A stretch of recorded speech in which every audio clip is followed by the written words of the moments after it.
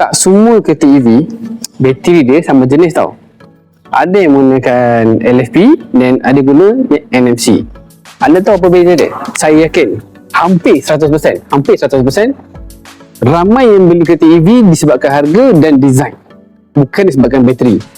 Sebenarnya bateri adalah salah satu komponen yang paling penting dalam kereta. Sebagai contoh, kita BYD menggunakan bateri LFP. Apakah itu LFP? LFP bermaksud lithium iron phosphate. Antara kelebihan LFP adalah ia menahan haba lebih baik berbanding material yang lain. Sebagai contoh, kita ada buat ujian sampai 60 darjah Celsius selama 180 hari. Tapi lepas 180 hari, keadaan bateri masih baik. And then kedua, kelebihan LFP juga, kita ada buat ujian life cycle. So bateri LFP kita dapat life cycle sehingga 3000 life cycle.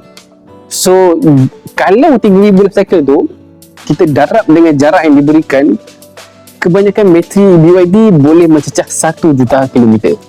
Jika anda diberikan pilihan bateri ketahanan tinggi dan jaga hayat lama, pasti anda suka. Jika anda suka, drop suka dekat komen and then drop details. Nanti kita akan set appointment untuk viewing kereta dan test drive sekali.